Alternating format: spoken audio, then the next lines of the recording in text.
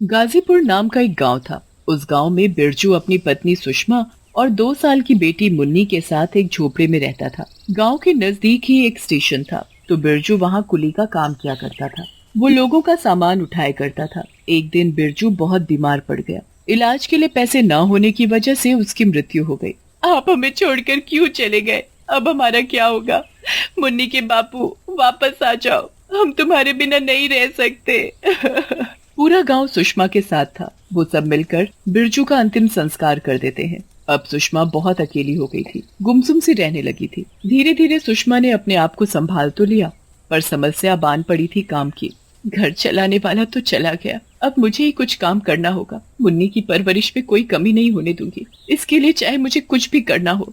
सुषमा सोच में डूबी हुई थी कि आखिर वो काम करे तो क्या करे, जिससे वो काम भी करे और मुन्नी का भी ध्यान रख सके। तभी सुषमा की नजर बाहर आंगन में लगे आम के पेड़ पर जाती है। उस पेड़ पर बहुत से कच्चे आम लगे थे। ये ठीक रहेगा, मैं इन सभी कच्चे आमों को तोड़कर स्टेशन पर बेचूंगी। सफर में जब सभी मसाला लगे मेरे कच्चे आम खाएंगे तो उन्हें जरूर स्वाद लगेंगे। ये सुषमा एक डंडे की सहायता से आमों को तोड़ने लगती है। तभी मुंशी चौपट लाल वहाँ खड़ा होता है। ओ सुषमा रानी, ये तू क्या कर रही है?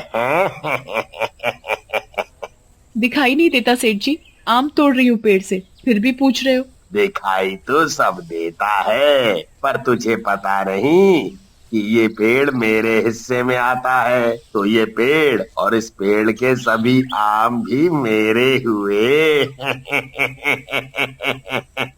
खबरदार जो इस पेड़ को आपने अपना कहा। लाला, ये पेड़ और ये जमीन मेरे पति की है, इस पर तुम्हारा कोई हक नहीं, इसलिए इस पर अपना हक जमाना छोड़ो और जाओ यहाँ से। क्या सबूत है ये जमीन तेरे पति की है? कुछ है सबूत तेरे पास? सुषमा अंदर अलमारी से जमीन के कागज लाकर मुंशी को दिखाती है। मुंशी कागज देखकर वहाँ से चुपचाप चला जाता है। इस सुषमा रानी का कुछ तो करना पड़ेगा। मेरी बेइज्जती करके इसने अच्छा नहीं किया। अब तू देख मैं तेरा क्या हाल करता हूँ। वहाँ सुषमा पेड़ से कच्चे आम तोड़कर टोकरे में रखती है। एक हाथ में मुन्नी और दूसरे हाथ से सिर पर रखा टोकरा उठाए वो स्टेशन पर पहुँचती है। जैसे ही गाड़ी कुछ देर के लिए रुकती है, सुषमा आवाज लगाना शुरू कर देती है।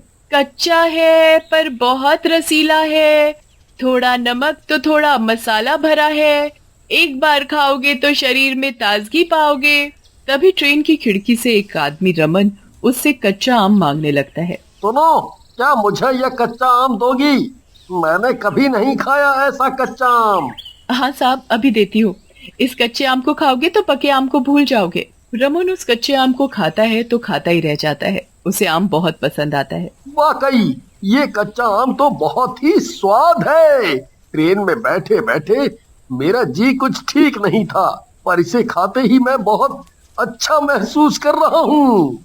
रमन को देख साथ बैठे बोगी के लोग भी सुषमा से कच्चा आम मांगने लगते हैं। थोड़ी ही देर में उसका पूरा टोकरा खाली हो जाता है। सुषमा खुशी खुशी अपने घर वापस आ जाती है। ऐसे ही कई दिन बीत गए। सुषमा की अब हालत भी ठीक हो गई थी। सुषमा अब स्टेशन के साथ साथ गांव में भी कच्चे आम बेचने लगी। मुंशी चुपके चुपके सब देख रहा था। आज मुझे इसका कुछ करना ही होगा। मेरा पेड़, उस पर लगने वाले सभी आम भी मेरे, और कमाई किसकी? इसकी। ये मैं नहीं होने दूंगा। अपना आम का पेड़ तो मैं वापस लेकर रहूंगा। अगले दिन सुषमा जल्दी उठकर स्टेशन जाती है, क्योंकि आज ट्रेन सुबह 4 बजे आनी थी। सुषमा अपना कच्चे आमों का टोकरा लेकर खड़ी ही थी कि ट्रेन से सभी लोग एक साथ उतरने लगे। बहुत भीड़ हो जाती है। भीड़ का फायदा उठाते हुए छुपा हुआ मुंशी सुषमा को ट्रेन के नीचे धक्का दे देता है। तभी ट्रेन चल पड़ती है। ट्रेन के चलते ही सुषमा और उसकी बेटी ट्रेन के नीचे आने से मर जाते हैं। अच्छा हुआ मला टली। मुंशी वहाँ से चुपचाप चला जाता है। ट्रेन भी वहाँ से जा चुकी थी। पटरी पर माँ बेटी मरे पड़े थे। किसी ने उन्हें गिरते हुए नहीं देखा, किसी ने उनकी जान नहीं बचाई। वहाँ मरी हुई सुषमा से तभी आत्मा निकलती है और चुड़ैल बन जाती है। मुन्नी, हे भगवान, तूने कैसे कैसे दिन दिखाए। तू मुझे मार देता, पर तूने मेरी बेटी को क्यों मारा? ये सब इस ट्रेन में बैठे लोगों की वजह से हुआ है। ये लोग मुझे धक्का नहीं देते तो मेरा और मेरी मुन्नी का ये हाल नहीं होता। मैं किसी को नहीं छोड़ूंगी, सबको मार दूंगी। चुड़ैल अपनी बच्ची के शव को उठाती है और किसी सुनसान जगह पर जाकर उसे गाड़ देती है। उस पर थोड़े फूल चढ़ाती है और वहाँ से चली जाती है। अगले दिन चुड़ैल घूंघट ओढ़े स्टेशन पर आम बेचने जाती है। सुनो, क्या मुझे ये आम दोगी? यहाँ स्टेशन पर कुछ ढंग का तो है नहीं खाने को, तो इसे ही खा लूं मैं। इसे खाने से कम पेट को कुछ तो राहत मिलेगी। अरे साहब, कुछ क्यों, बहुत राहत मिलेगी, क्योंकि ये मेरे कच्चे आम हैं। इन पर मैं खास मसाला डालती हूँ।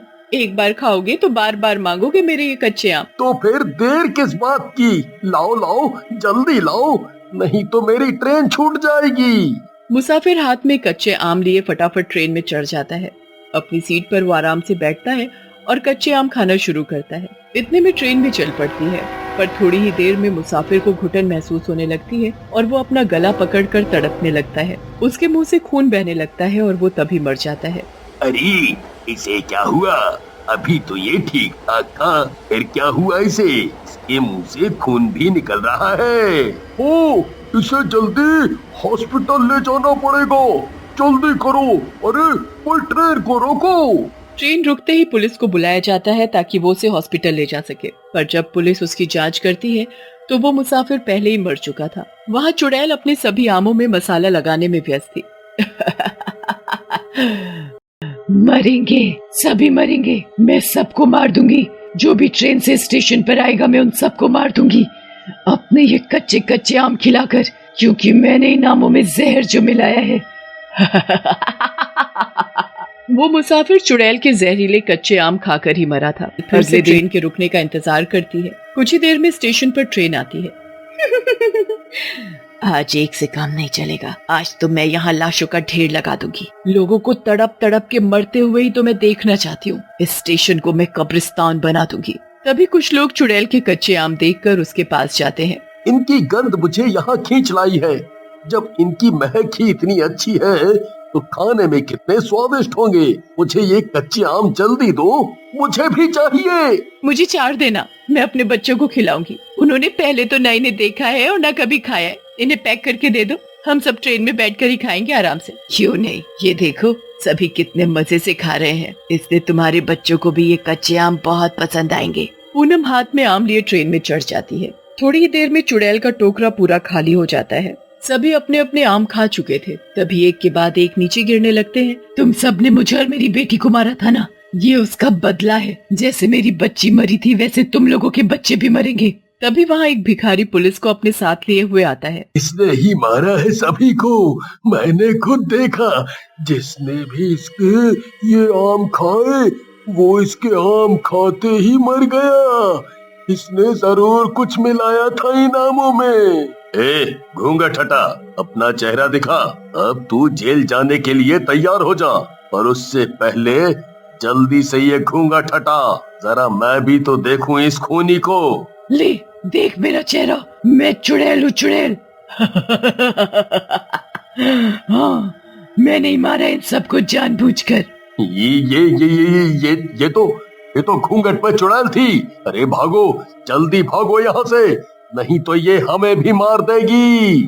चुड़ैल को देखकर पुलिस और भिखारी वहाँ से भाग जाते हैं। चुड़ैल अपनी जीत की खुशी मनाई रही होती है कि तभी उसके सामने उसकी बेटी की रूह आकर खड़ी हो जाती है। माँ, आप बेगुनाह लोगों को मार रही हैं। इन लोगों ने हमें नहीं मारा, हमें तो मुंशी ने मारा है। उसने भीड़ का सहारा लेकर हम दोनों को ट्रेन के नीचे धक्का दे दिया था। ये सब उसी ने किया है। अगर सजा देनी है तो उसे दो, इन मासूम लोगों को नहीं। सबसे पहले उन लोगों को बचाओ जिसने अभी तुम्हारे आम नहीं खाए। इतना बोलकर मुन्नी की रूह गायब हो जाती है। मुंशी, जरूर तूने ये सब जमीन और उस पर लगे आम के पेड़ के लिए किया होगा। अब तू मुझसे बचकर नहीं जाएगा। चुड़ैल सबसे पहले ट्रेन में जाती है और सभी को उन कच्चे आमों में जहर होने की बात बताकर फौरन वहाँ से मुंशी के पास पहुँचती है।